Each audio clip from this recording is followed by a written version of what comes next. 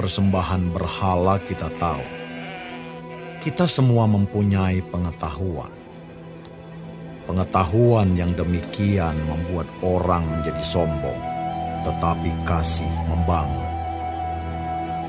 Jika ada seorang menyangka bahwa ia mempunyai sesuatu pengetahuan, maka ia belum juga mencapai pengetahuan sebagaimana yang harus dicapainya. Tetapi orang yang mengasihi Allah, ia dikenal oleh Allah. Tentang hal makan daging persembahan berhala kita tahu, tidak ada berhala di dunia, dan tidak ada Allah lain daripada Allah yang Esa. Sebab sungguh pun ada apa yang disebut Allah, baik di surga maupun di bumi. Dan memang benar ada banyak Allah dan banyak Tuhan yang demikian. Namun bagi kita hanya ada satu Allah saja, yaitu Bapa, yang daripadanya berasal segala sesuatu dan yang untuk Dia kita hidup.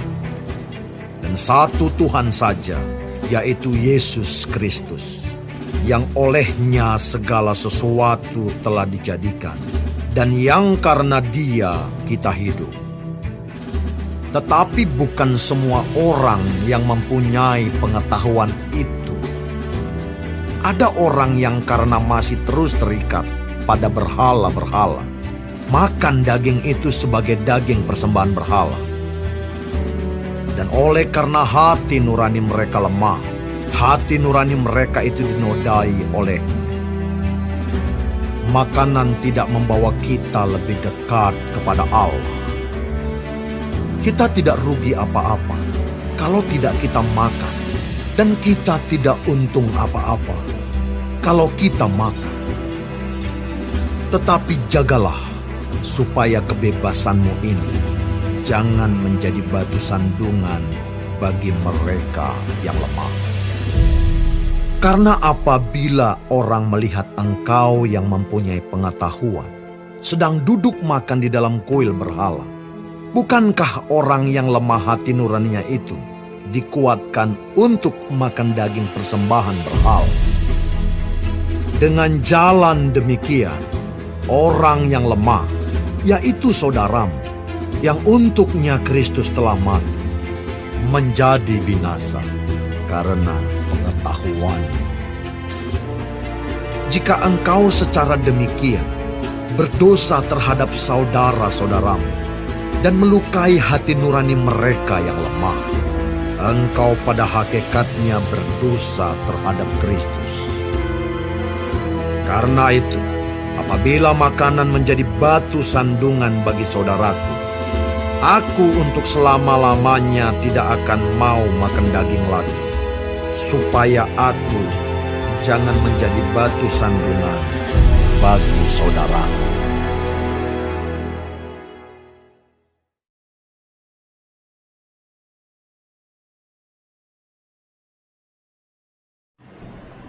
Shalom saudara-saudaraku yang kekasih di dalam Tuhan Yesus Kristus. Puji Tuhan, haleluya. Kita masih diberi kesempatan hidup dan mempelajari firman Tuhan dari 1 Korintus 8. Tuhan Yesus memberkati. Di dalam ayat ini berbicara mengenai daging yang dipersembahkan kepada berhala.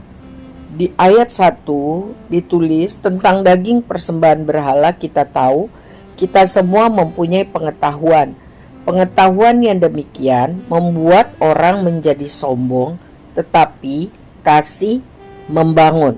Di dalam terjemahan sederhana bahasa Indonesia dicatat ayat 1 ini, jawaban Rasul Paulus kepada pertanyaan jemaat di Korintus. Sekarang saya menjawab pertanyaan kalian tentang makanan dari sisa daging yang dikorbankan kepada berhala. Sebagai pengikut Kristus, kita merasa bahwa kita semua mempunyai pengetahuan tentang hal itu. Namun ingatlah bahwa pengetahuan biasanya membuat kita sombong. Kasih lebih penting daripada pengetahuan, karena kasih membuat kita saling membangun. Saudara-saudaraku yang kekasih di dalam Tuhan, Rasul Paulus menghadapi pertanyaan yang timbul dari jemaat di Korintus karena ada pertengkaran karena persoalan makan daging yang sudah dipersembahkan kepada berhala. Sikap orang percaya kepada daging yang sudah dipersembahkan kepada berhala itu membuat jemaat ada yang mau, ada yang tidak mau. Ya.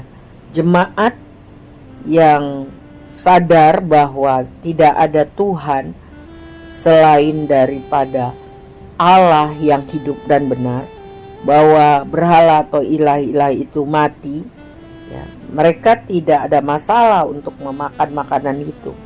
Tetapi ada juga yang latar belakangnya penyembah berhala, mereka punya konsep berpikir bahwa itu tidak boleh karena itu sudah memakan makanan yang sudah dipersembahkan kepada berhala.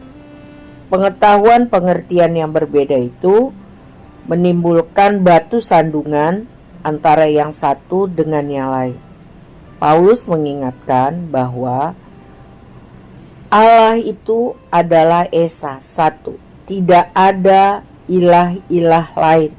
Semua berhala itu adalah mati. Maka makanan apapun, termasuk yang sudah dipersembahkan kepada berhala, dapat dinikmati dengan bebas. Tetapi kalau itu menimbulkan syak wasangka atau batu sandungan bagi jemaat yang lain, Paulus mengatakan lebih baik jangan memakannya. Karena hidup kita jemaat Tuhan harus didasarkan kasih. Kesombongan menjadikan seseorang menjadi batu sandungan bagi orang lain. Sebab itu firman Tuhan harus menjadi sumber pengetahuan untuk dapat menimbang sikap yang benar ataupun sikap yang salah. Mintalah hikmat Tuhan agar selalu dapat menggunakan pengetahuan kita dengan benar. Dan kasih adalah puncak daripada pengetahuan. Biarlah Tuhan mengajari kita untuk bijaksana menjalani hidup ini, mengelola pengetahuan dan kasih kepada sesama, peduli demi hidup kita memuliakan nama Tuhan. Jadi jangan mau menang sendiri. Mari kita memperhatikan satu dengan yang lain, karena kasih Allah memenuhi hidup kita, supaya kita bisa jadi berkat karena orang melihat perbuatan kita yang baik. Amin. Tuhan Yesus memberkati.